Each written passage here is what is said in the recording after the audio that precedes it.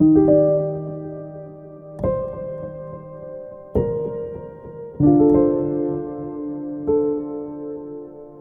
à tous, alors nouvelle vidéo sur Astroconscience pour continuer la symbolique des planètes.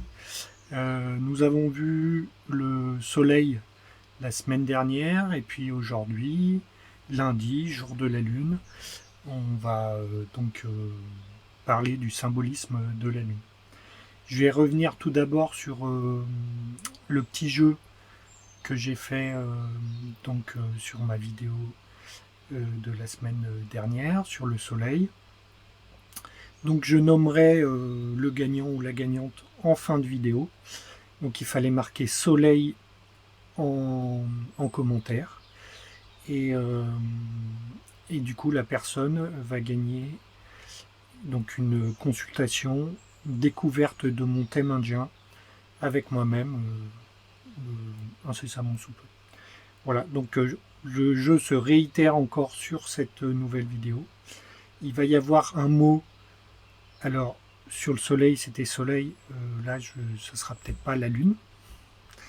Mais le mot sera au cours de la vidéo. Et puis, il faudra mettre ce mot en commentaire pour pouvoir participer sur la prochaine, pour la prochaine semaine, quoi. Voilà. Donc, commençons avec la lune.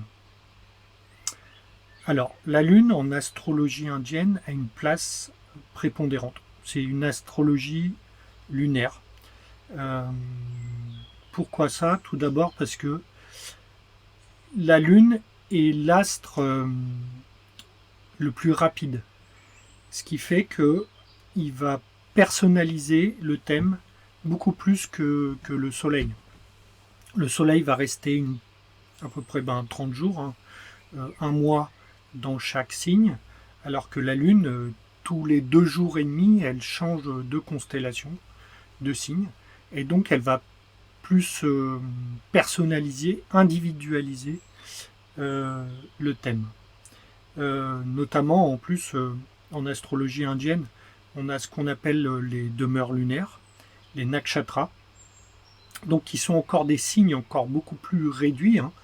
Une constellation fait 30 degrés, un nakshatra fait 13 degrés 40, je crois.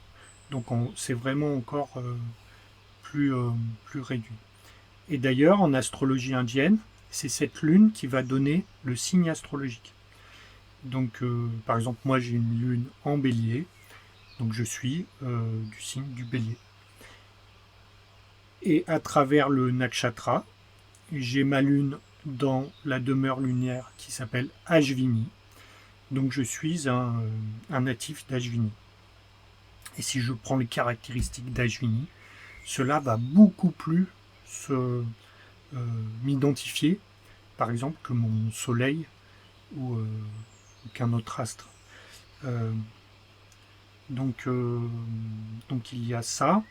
Et puis après, la Lune, c'est comment dire, c'est le pont. La Lune, c'est vraiment le pont entre le cosmos et la Terre. La Lune va absorber les énergies du cosmos pour les retransmettre sur la Terre. Donc c'est une éponge, voilà, elle absorbe. D'ailleurs, c'est dans les qualités de la Lune aussi, d'absorber et puis après de nourrir l'humanité. Il y a un côté humain qui arrive sur la Lune. La Lune nous retransmet la lumière, principalement déjà de notre étoile du Soleil, et va retransmettre cette captation du Soleil sur l'homme, sur l'humanité. Après, la Lune, étant donné que l'astrologie se pratiquait au départ la nuit, parce que la nuit, c'est là où on peut voir les étoiles, où on peut lire les étoiles. Et bien, quel astre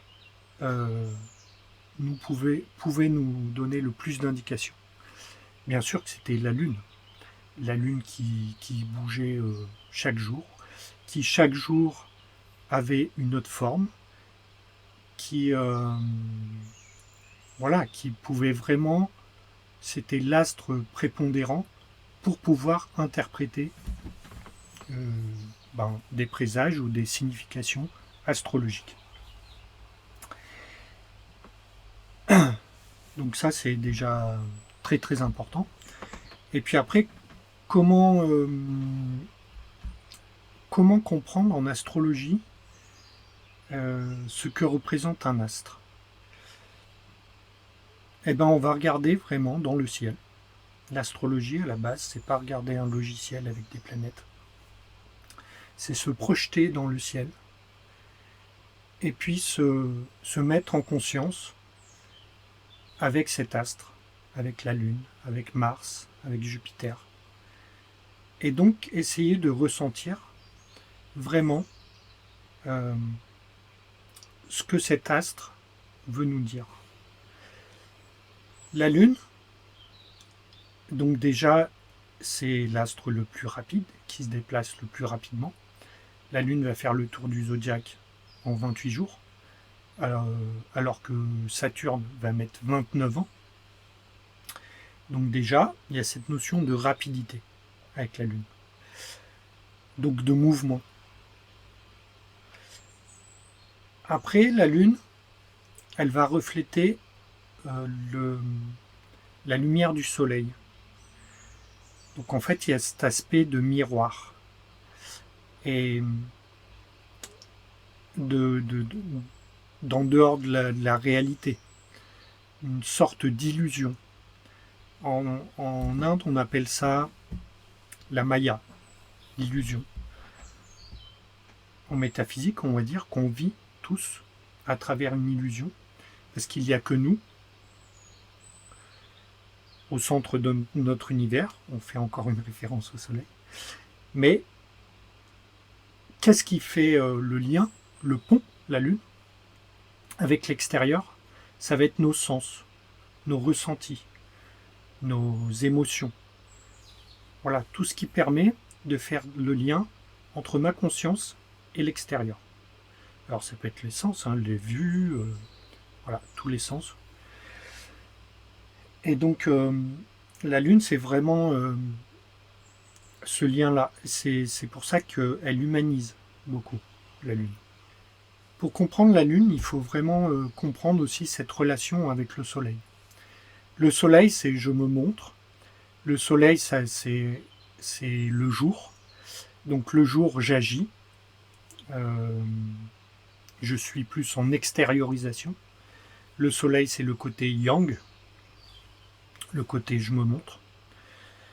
La Lune, ça va être le côté plus intérieur. Le côté des ressentis. L'introversion, ça va être bien sûr en référence à la nuit, au sommeil, au monde des rêves, à tout ce qui n'est pas dans la matière et ce qui est du subtil.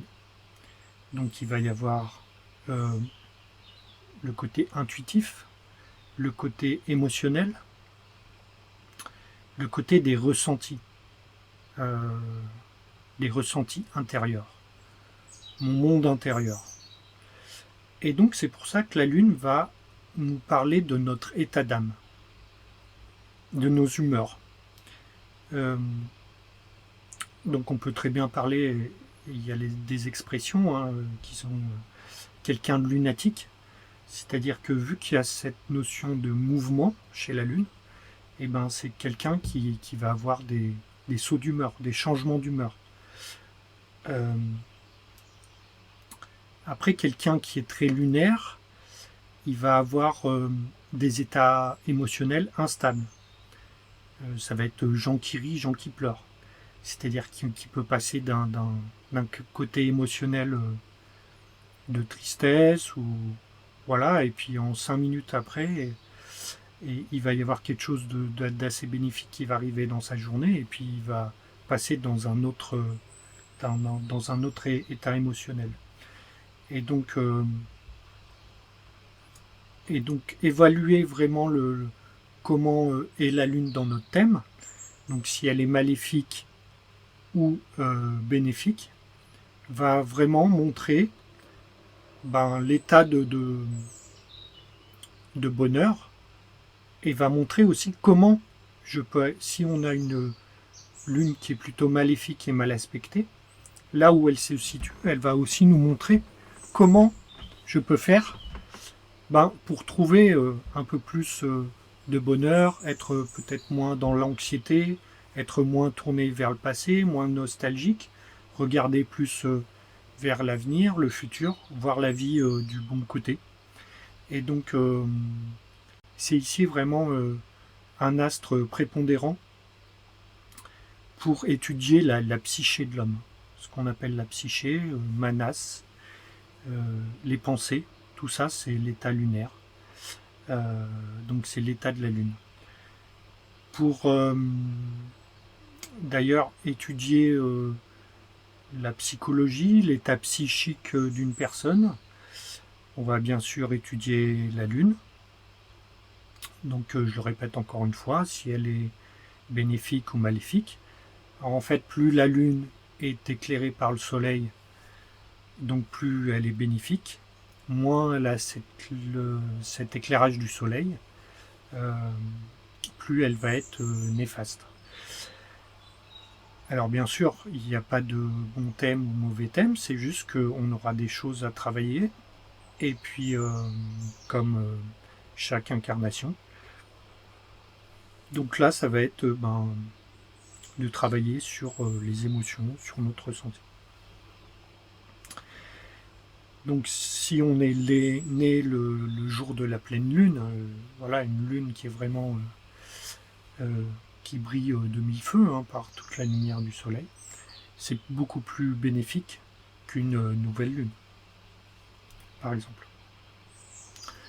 Et puis après, on va aussi étudier la maison 4, parce que la lune est reliée à cette maison 4, au bonheur intérieur, au foyer, à la sécurité du foyer. C'est-à-dire que la sécurité du foyer, de mon entourage de proximité, va pouvoir m'amener une paix intérieure, en fait, une sécurité. La lune est exaltée en taureau. Pourquoi? Parce que le taureau est un signe fixe, stable, voilà, qui est assez dans la matérialité, et qui va permettre à donner à cette lune une certaine sécurité, une certaine ambiance qui ne va pas être soumise à ces variations émotionnelles. Et donc cette lune va pouvoir s'exprimer dans tout son potentiel plus bénéfique de la lune, les ressentis, les émotions, le côté artistique aussi de la lune, parce que la lune, vu qu'elle est reliée aux choses qui sont subtiles et qui ne se voient pas dans la matière, les artistes sont très reliés à cette lune, parce qu'ils vont avoir ce ressenti qui est imperceptible. Il peut y avoir des poètes, voilà, vraiment des gens très dans l'imaginaire, aussi reliés au cinéma, parce que la lune reflète le soleil. Donc il y a cette idée d'écran. C'est un écran, donc ça peut être lié au cinéma, au théâtre, à la photographie. Voilà. Et puis bien sûr tout ce qui est intuitif. Le monde du rêve, la psychologie. Voilà. Qu'est-ce que je pourrais dire? Bien sûr, la lune est reliée à la mère, à la maternité. La lune, on voit ce croissant de lune. Donc la lune en métaphysique, c'est le fait que la conscience peut prendre forme dans ce creuset, ce qu'on appelle le con. alors pas le con féminin, hein, le réceptacle, hein, donc c'est relié aussi bien sûr aux attributs féminins, à la menstruation, au sein, etc. Mais du coup, ce vase qui va réceptionner la conscience du soleil va pouvoir donner une forme à cette conscience à travers l'homme. Euh, D'ailleurs, du coup, c'est aussi cette notion de, je ne sais pas si je l'ai dit, du yin et du yang, hein, mais voilà, c'est vraiment la conscience qui peut prendre forme à travers cette lune et à travers cet astre qui tourne autour de la Terre et qui va influencer énormément les incarnations. Donc la lune est reliée bien sûr, je le répète, à la mère, à la maternité. Donc une lune aussi mal aspectée, ou voilà, ça peut nous parler de problèmes de fertilité. Ça nous emmène du côté de la santé. La lune est un astre donc froid et humide. Si le soleil est chaud et sec, la lune c'est froid et humide. Et donc en termes d'humidité, bien sûr, c'est relié à l'eau. C'est pour ça que l'eau c'est relié aux émotions. Mais, mais oui, donc l'eau, la lune va nous parler de tout ce qui est fluide corporel. Donc le sang, les urines, voilà, vraiment tout ce qui est fluide. Et puis bien sûr de la santé mentale, du côté psy de chaque personne. La lune est reliée aussi à la petite enfance, mais vraiment la petite enfance, c'est-à-dire de la naissance jusqu'on va dire les 3-4 ans, c'est-à-dire les premières années de vie. Une lune en maison 1, assez affligée, et puis voilà, assez noire, ça peut tout de suite marquer soit une naissance difficile ou un conditionnement de l'enfant, de l'accueil de l'enfant qui a été très difficile dès son plus jeune âge, et bien sûr tout ça va se répercuter tout le long de son incarnation. La lune est ce qui est relié au passé, hein. Les gens qui ont une lune un peu mal aspectée, ou voilà, hein, et ben, ils peuvent très bien être reliés à l'histoire, au passé, aux ancêtres, et ils vont être beaucoup dans le côté nostalgique. Voilà, de toute façon c'est relié au signe du cancer, hein, qui est régi par la lune. Donc je répète, hein, le soleil, le roi des animaux, donc le lion, et puis la lune, qui régit le cancer. Donc là c'est les trônes royaux, hein, la lune et la reine du soleil. Lorsqu'on observe la lune, on peut voir que elle est rarement pleine, hormis le jour de la pleine lune. Donc on va toujours voir un de ces croissants, il va y avoir toujours une partie non éclairée par le soleil qui va montrer un manque.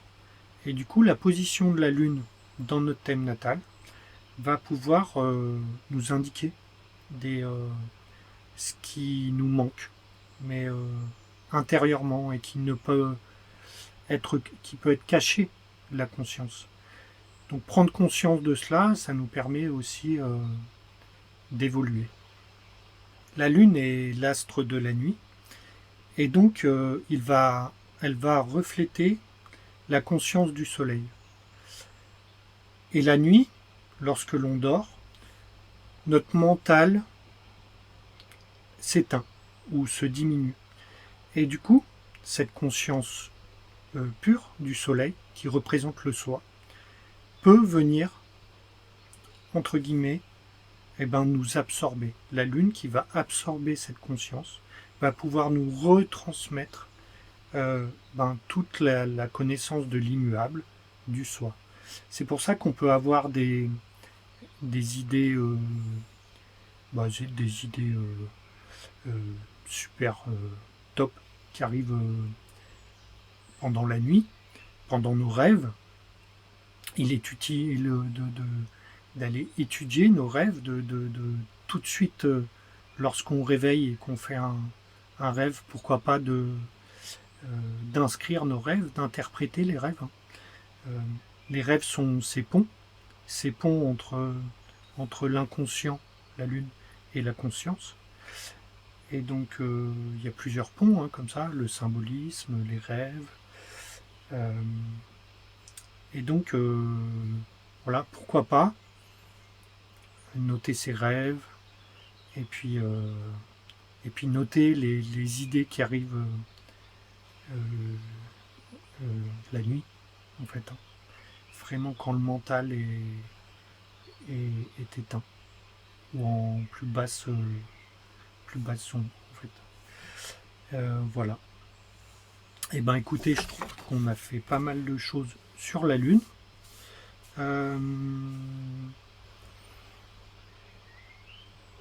Donc, pour le petit jeu, donc il faudra noter Mars. Il faudra noter Mars dans le commentaire. Donc il y a un petit piège. Et puis je vais citer le nom de la gagnante. L'heureuse gagnante du jeu de la semaine précédente, c'est donc Laurence 3957. Donc j'invite Laurence 3957 de me faire un mail sur mon adresse mail, pro.astrojyotish@gmail.com, et puis on va se caler un moment pour se faire une visio et pour l'étude de son thème en astrologie indienne. Voilà, donc je répète pour ceux qui veulent participer à ce jeu cette semaine. Donc il faudra marquer Mars en commentaire. Voilà. Donc prochaine vidéo, ça sera sur Mars d'ailleurs. Donc ça sera le mardi dans 8 jours. Et puis on poursuivra comme ça. Merci à vous, passez une bonne journée, un bon lundi, et puis vive la Lune. Salut.